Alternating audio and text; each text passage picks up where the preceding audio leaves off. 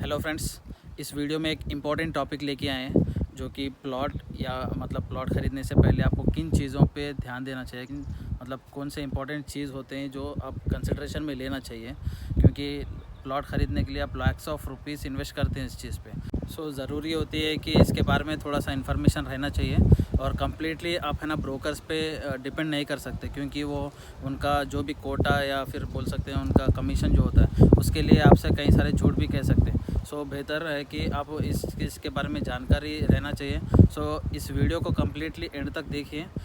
सो इस वीडियो को 3 पार्ट्स में डिवाइड किए हैं।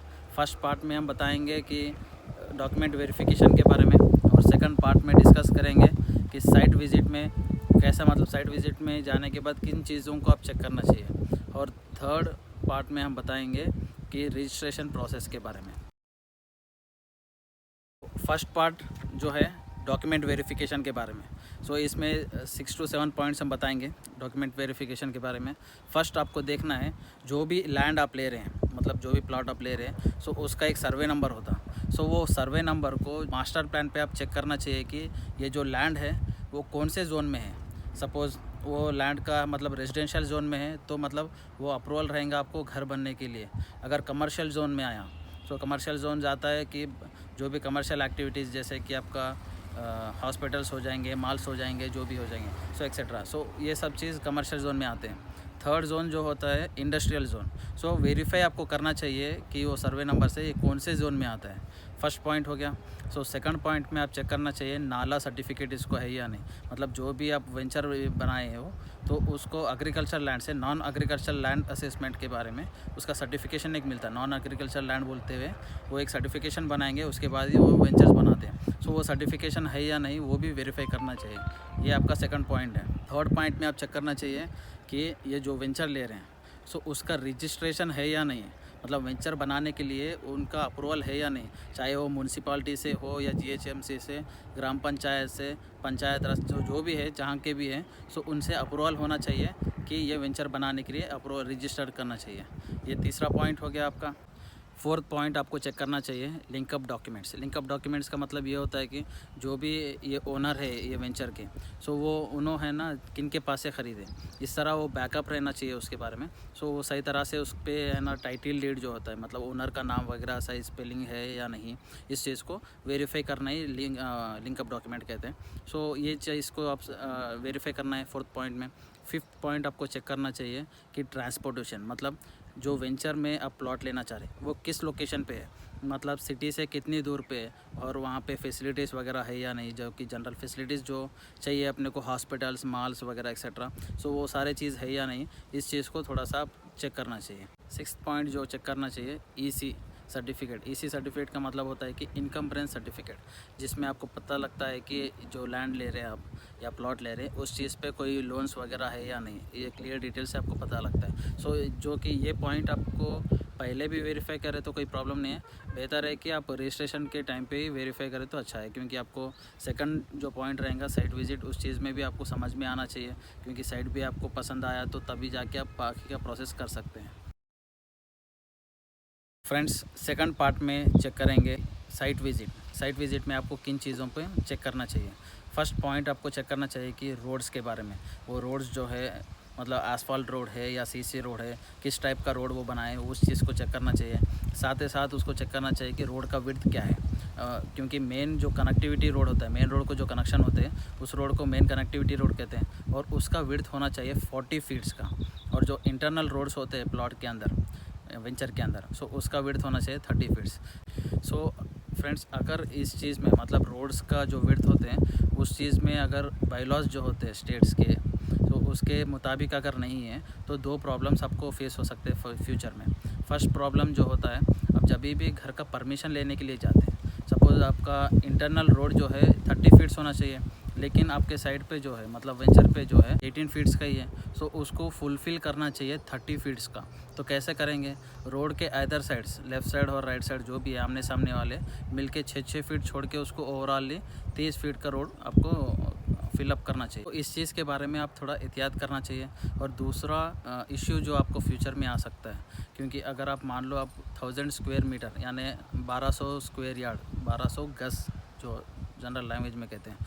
सो 1200 गज आप लेना चाह रहे हैं, जहाँ पे आप एक अपार्टमेंट बन के सेल करना चाह रहे हैं या फिर रेंटल को देना चाह रहे हैं। सो उस चीज़ को है ना, जब भी आप कर रहे हैं, मतलब उसको हाई फ्लोर्स में, हाई राइज बिल्डिंग्स जो बनाते हैं, जैसे कि 6 फ्लोर पे हो जाएंगे, 7 फ्लोर के या 10 फ्लोर के, तो उस टाइम पे परमिशन आपको नहीं मिलेगा, क्योंकि उसका रिक्वायरमेंट जो होता है उसको मेन रोड कनेक्टिविटी चाहिए आपको 40 फीट्स, तभी आपको हायर हाइट्स के लिए, जैसे कि 15 से 18 मीटर के ऊपर में हाइट में आपको अप्रूवल नहीं मिलेगा बिल्डिंग कंस्ट्रक्शन के लिए। सो ये दूसरा प्रॉब्लम आपको फेस हो सकता है फ्यूचर में। सो इसके लिए मेन थिंग आपको करना चाहिए कि रोड कनेक्टिविटी का 40 फीट्स चेक करना चाहिए और इंटरनल रोड्स का 30 फीट्स का। सो ये आपका हो गया फर्स्ट पॉइंट। सेकंड पॉइंट में आपको चेक करना चाहिए कि एमिनिटीज़, मतलब जो जनरल आपको रिक्वायरमेंट है, जैसे कि पावर सप्लाई का, ड्राइनेज का, वाटर का। सो इस चीज़ के बारे में मतलब है सही है या नहीं। अगर नहीं है तो आप कांटेक्ट कर सकते हैं वेंचर के जो भी ओनर है। सो कब तक वो बना के देंगे इस चीज़ को, फैसिलिटीज़ कब तक करेंगे। सो हम ये जो साइट पे आए हैं, इस साइट पे हम बताने की कोशिश करते हैं कि वो किस तरह वेल एस्टेब्लिश किए हैं इस प्लॉट को। सो देखते हैं।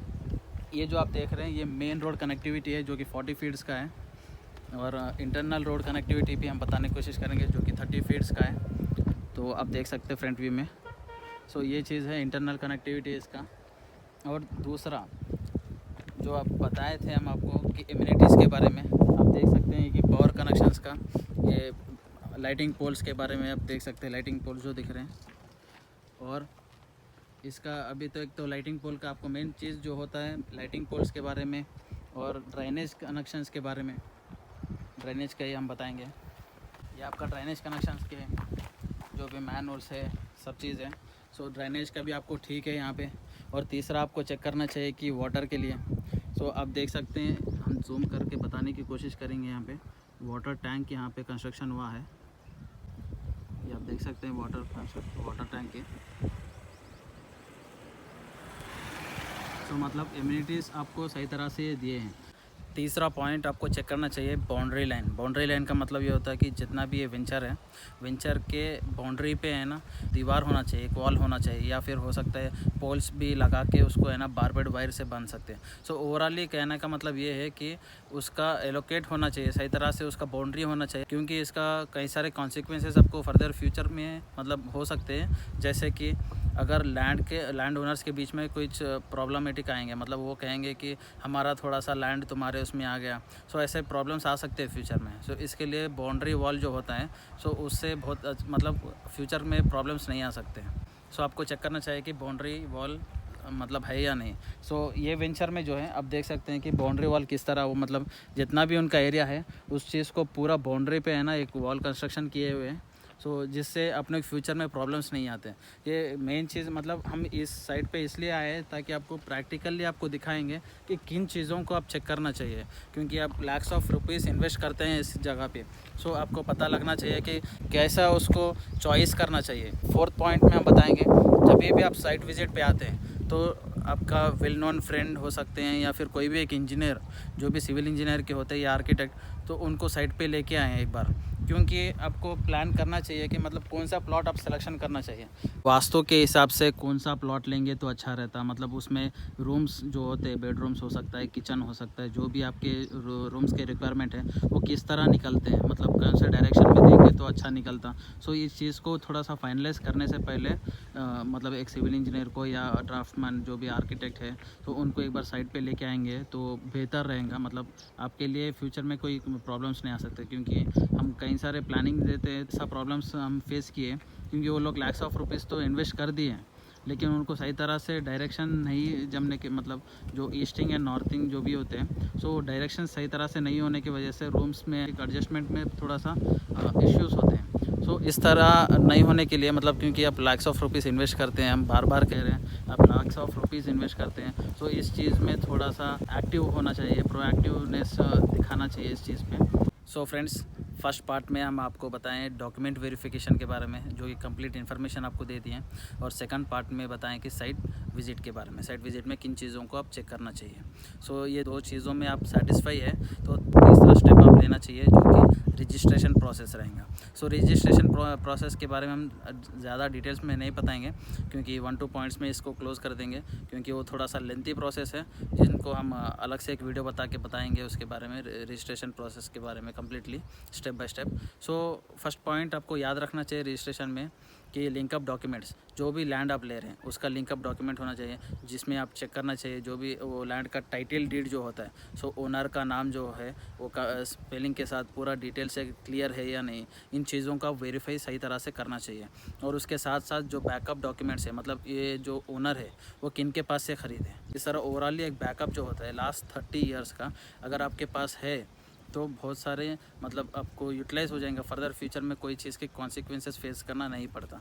अगर इन केस नहीं है तो भी कोई प्रॉब्लम नहीं है, आप इन चीज़ों को है ना जब सब रजिस्टर ऑफिस जाते हैं रजिस्ट्रेशन के लिए तो वहाँ से भी आप ले सकते हैं, अप्लाई करके लेना चाहिए उस चीज़ को। और सेकंड पॉइंट में आपको याद रखना चाहिए कि जो भी वेंचर का की प्लान का मतलब ये होता है कि ये वेंचर में 100 प्लाट्स है सपोज एग्जांपल, सो पूरा 100 प्लाट्स के बारे में डिटेल दिखाते हुए एक फुल प्लान रहता है जिसको अपन की प्लान कहते हैं, वो की प्लान अटैचमेंट करना चाहिए। उसके साथ साथ जो प्लॉट आप ले रहे हैं, जो भी नंबर का प्लॉट ले रहे हैं आप, उस चीज़ का भी डिटेल्स ड्राइंग जो है उसको भी अटैच करना चाहिए। सो फ्रेंड्स फाइनली जब भी आप वेंचर ले रहे या वेंचर में प्लॉट ले रहे या फिर कोई भी लैंड ले रहे, एग्रीकल्चर लैंड ले रहे, जो भी ले रहे, सो आपको मतलब एक चीज़ को याद रखना चाहिए कि जितने भी डॉक्यूमेंटेशंस होते हैं उस चीज़ के है ना 1 से 2 हार्ड कॉपी बनाना चाहिए ज़ेरॉक्स, और आपके पास सेव करना चाहिए, क्योंकि वो फ्यूचर में आपको सही तरह से यूज़ होते हैं।